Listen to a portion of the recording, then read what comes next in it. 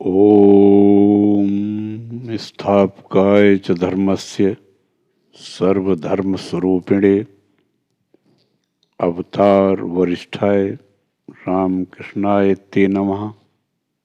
जय ठाकुर, जय माँ। ओम नमः शिवाय। अमृतवाणी श्री रामकृष्ण देव के अमृत तुल्य दिव्य उपदेश।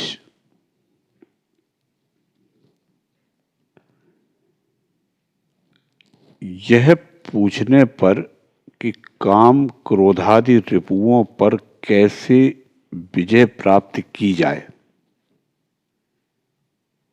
श्री रामकृष्ण देव ने कहा, जब तक इन प्रवृत्तियों की गति सांसारिक विषयों के प्रति केंद्रित रहेगी तब तक ये तुम्हारे शत्रु रहेंगे। परंतु यदि इनकी गति ईश्वराभिमुख कर दी जाए तो ये ही रिपु तुम्हारे मित्र बन जाएंगे, तुम्हें भगवत प्राप्ति करा देंगे। सांसारिक विषयों के प्रति जो कामना है उसे ईश्वर की कामना में परिणत करो। क्रोध ही करना है तो ईश्वर पर क्रोध करो। कहो, क्यों तुम मुझे दर्शन नहीं देते? इसी प्रकार सब रिपुओं को ईश्वर की ओर मोड़ दो। इन रिपुओं को नष्ट नहीं किया जा सकता, इन्हें ईश्वराभिमुख किया जा सकता है। मंदोदरी ने अपने पति रावण से कहा था, यदि तुम्हें सीता को रानी बनाने की इतनी चाह है तो तुम एक बार अपनी माया से राम का रूप धारण कर उसके सामने क्यों नहीं जाते? तब रावण ने कहा, छी, राम रूप का चिंतन करते ही हृदय में ऐसे अपूर्व आनंद का अनुभव होने लगता है कि उसके आगे ब्रह्म पद भी तुच्छ जान पड़ता है। फिर पराई स्त्री की बात ही क्या। हाथी को मुक्त छोड़ दिया जाए तो वह चारों ओर पेड़ पौधों को तोड़ते मरोड़ते हुए चलने लगता है, पर जब महावत उसके सिर पर अंकुश का वार करता है तब वह शांत हो जाता है। इसी प्रकार मन को बेलगाम छोड़ देने पर वह तरह तरह की फालतू चीजों का विचार करने लगता है, पर विवेक रूपी अंकुश का वार करते ही वह शांत और स्थिर हो जाता है।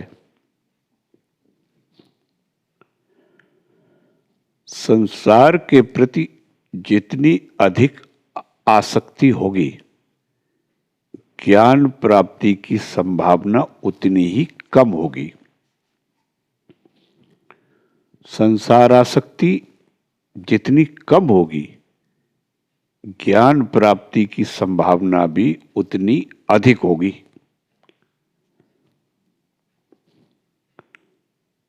दही को मथकर मक्खन निकाल लेने के बाद उस मक्खन को फिर उसी हंडी में छाछ के साथ एकत्र रखने से मक्खन के खराब हो जाने का डर रहता है। उसे तो अलग बर्तन में स्वच्छ जल में रखना चाहिए। इसी प्रकार कुछ आध्यात्मिक उन्नति कर लेने के बाद भी मनुष्य यदि संसार में विषयों से घिरा रहते हुए विषयासक्त संसारियों की संगति करता रहे तो उस पर उसका परिणाम हो सकता है, परंतु संसार को त्याग देने पर वह शुद्ध रह सकता है। एक भक्त ने प्रश्न किया, मनुष्य सुलभ कामादि दुर्बलता को कैसे दूर किया जाए? श्री रामकृष्ण देव ने उत्तर दिया, पेड़ में जब फल आता है तो फूल अपने आप झड़ जाता है। इसी तरह मनुष्य में दैवी भाव का विकास होने पर दोष, दुर्बलता आदि मानवीय भाव अपने आप दूर हो जाते हैं। एक बार अगर तीव्र वैराग्य के द्वारा भगवान की प्राप्ति कर ली जाए तो फिर कामिनी के प्रति आसक्ति या लालसा नहीं रह जाती। स्वयं की स्त्री से भी कोई भय नहीं रह जाता। यदि लोहे की एक ओर बड़ा चुंबक हो और दूसरी ओर छोटा, तो लोहे को कौन खींचेगा? बड़ा चुंबक ही। ईश्वर बड़ा चुंबक है और कामिनी छोटा। ईश्वर के सामने भला कामिनी क्या कर सकेगी?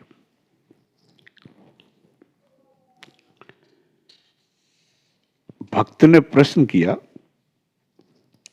भोग सुख का आकर्षण कैसे दूर हो सकता है? श्री रामकृष्ण देव ने उत्तर दिया, सर्व सुखों के घनीभूत मूर्ति स्वरूप भगवान का लाभ होने पर ही यह संभव होता है। जो उन्हें प्राप्त कर लेता है उसका मन संसार के तुच्छ असार विषय सुखों के प्रति आकर्षित नहीं होता। हिचा साग की गिनती सागों में नहीं होती, मिश्री मिठाइयों में नहीं गिनी जाती। हिचा साग या मिश्री स्वास्थ्य के लिए हानिकारक नहीं, वरन उनसे तो लाभ ही होता है। प्रणव या ओंकार की गणना शब्दों में नहीं है, वह ब्रह्म का प्रतीक है। इसी प्रकार भक्ति या ज्ञान की कामना को कामनाओं में नहीं गिना जाता। नारी मात्र ही भगवती जगत जननी का अंश है, अतः सभी को स्त्रियों की ओर मात्र दृष्टि से देखना चाहिए। स्त्रियां स्वभाव से भली हों या बुरी, सती हों या असती, उन्हें सदैव आनंदमयी जगन माता की मूर्ति के रूप में ही देखना चाहिए। एक भक्त ने प्रश्न किया, स्त्रियों को किस दृष्टि से देखना चाहिए? श्री रामकृष्ण देव ने उत्तर दिया, जिसने सत्य स्वरूप भगवान के दर्शन प्राप्त किए उसे स्त्रियों से कोई भय नहीं रह जाता। उसे तो स्त्रियां साक्षात भगवती जगत जननी का ही अंश प्रतीत होती हैं।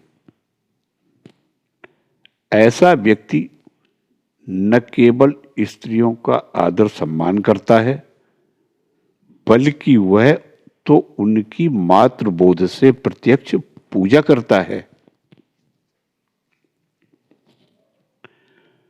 एक भक्त ने प्रश्न किया,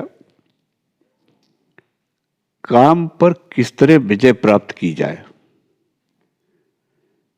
श्री रामकृष्ण देव ने उत्तर दिया, सभी स्त्रियों को अपनी माता की तरह देखो, कभी स्त्रियों के चेहरे की ओर नजर न डालो, सदा उनके पैरों की ओर ही दृष्टि रखो। ऐसा करने पर कोई कुभाव नहीं रह जाएगा। पति के साथ रहते हुए भी जो स्त्री ब्रह्मचर्य का पालन करती है वह तो साक्षात भगवती ही है। एक भक्त ने प्रश्न किया, महाराज, तंत्र मतानुसार स्त्री को साथ लेकर जो साधना का विधान है उसके बारे में आपकी क्या राय है? श्री रामकृष्ण देव ने उत्तर दिया, वे मार्ग सुरक्षित मार्ग नहीं है, वे अत्यंत कठिन हैं, उनमें प्रायः पतन हुआ करता है। तंत्र मत के अनुसार 3 प्रकार की साधनाएं हैं, वीर भाव, दासी भाव और संतान भाव। जगन माता के प्रति इन 3 भावों में किसी एक भाव को आरोपित कर साधना की जाती है। मेरा भाव मातृभाव है। दासी भाव भी अच्छा है।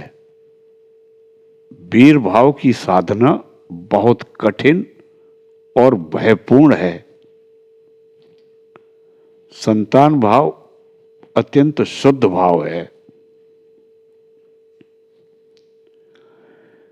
यदि तुम भगवत कृपा प्राप्त करना चाहते हो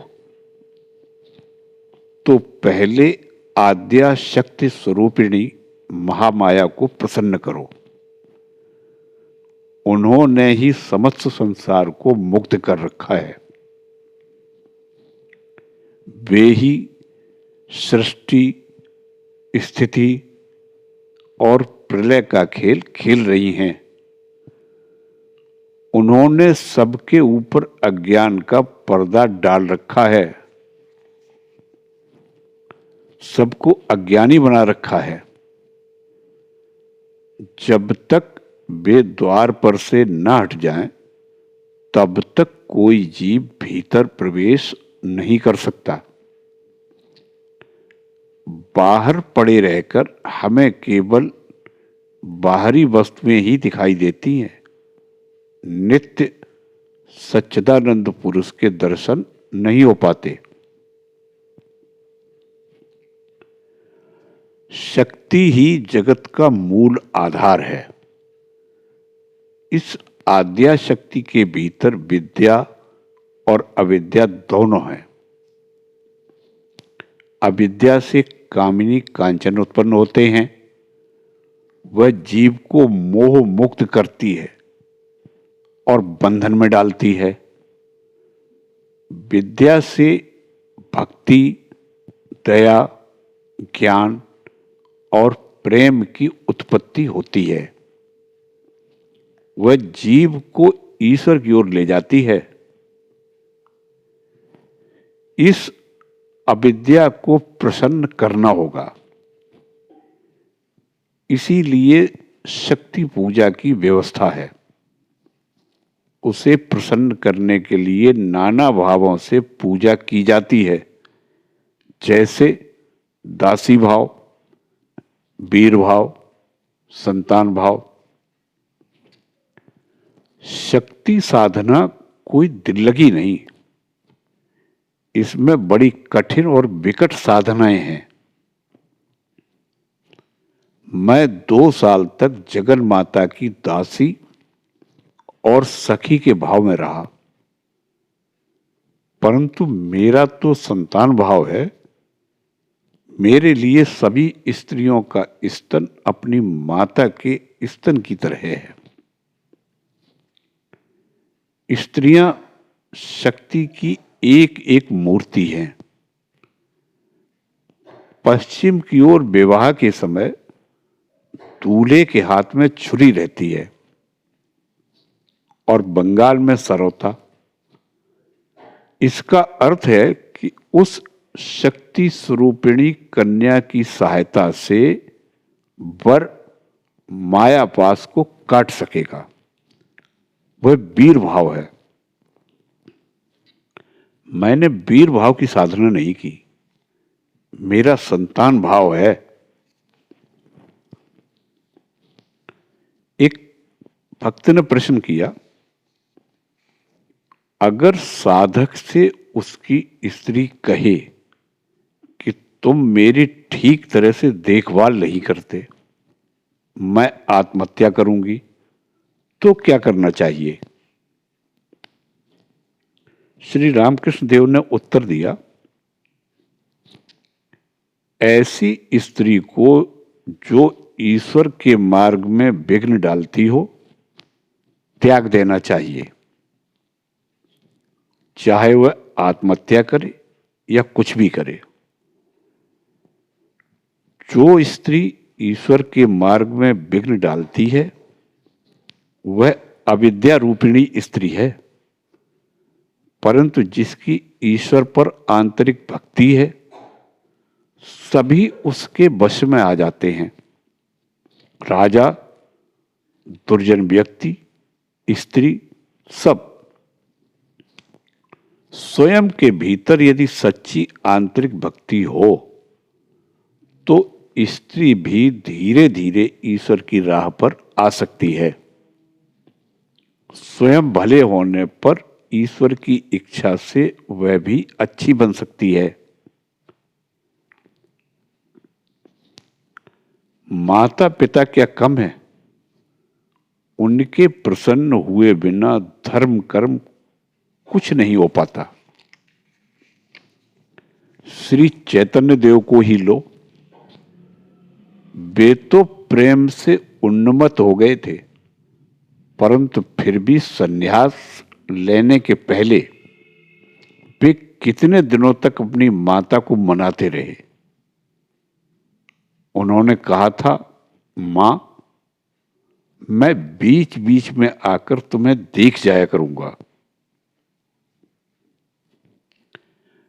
मनुष्य के कुछ ऋण होते हैं, देव ऋण, ऋषि ऋण, फिर मातृ ऋण, पितृ ऋण, स्त्री ऋण। माता पिता के ऋण को चुकाए बिना कोई कार्य सफल नहीं हो सकता। स्त्री के प्रति भी ऋण होता है। हरीश अपनी पत्नी को त्याग कर यहां आकर रहता है। अगर उसकी स्त्री के गुजर बसर की व्यवस्था न होती तो मैं कहता कि साला ढोंगी है। उस हठयोगी के लिए अफीम और दूध का बंदोबस्त कैसे हो, इसी फिक्र में राम प्रसन्न सदा मारा मारा फिरता है। कहता है कि मनु ने साधु सेवा का विधान किया है, इधर बूढ़ी मां को खाने को नहीं मिलता, वह खुद सौदा लेने हाट बाजार जाया करती है। यह सब देखकर ऐसा गुस्सा आता है कि क्या कहूं। परंतु एक बात है, यदि किसी की प्रेमोन्माद अवस्था हो जाए तो फिर कौन बाप, कौन मां और कौन स्त्री। ईश्वर पर इतना प्रेम हो कि दीवाना बन जाए, फिर उसके लिए कुछ कर्तव्य नहीं रह जाता। वह सभी ऋणों से मुक्त हो जाता है। यह प्रेमोन्माद की अवस्था आने पर मनुष्य को संसार का विस्मरण हो जाता है अपनी देह जो इतनी प्यारी होती है उसकी भी सुध नहीं रह जाती। संसार में माता पिता परम गुरु हैं। वे जब तक जीवित रहें तब तक यथाशक्ति उनकी सेवा करनी चाहिए और उनकी मृत्यु के बाद यथासाध्य उनका श्राद्ध करना चाहिए। जो पुत्र अत्यंत निर्धन है, जिसमें श्राद्धादि करवाने की सामर्थ्य नहीं है, उसे भी वन में जाकर उनका स्मरण करते हुए रोना चाहिए, तभी उनके ऋण का चुकता होता है। केवल ईश्वर के लिए ही माता पिता की आज्ञा का उल्लंघन किया जा सकता है। जैसे कि प्रहलाद ने पिता के मना करने पर भी कृष्ण नाम लेना नहीं छोड़ा, मां के मना करने पर भी ध्रुव तपस्या करने वन में गया, इससे उन्हें कोई दोष नहीं लगा। जय ठाकुर, जय मां।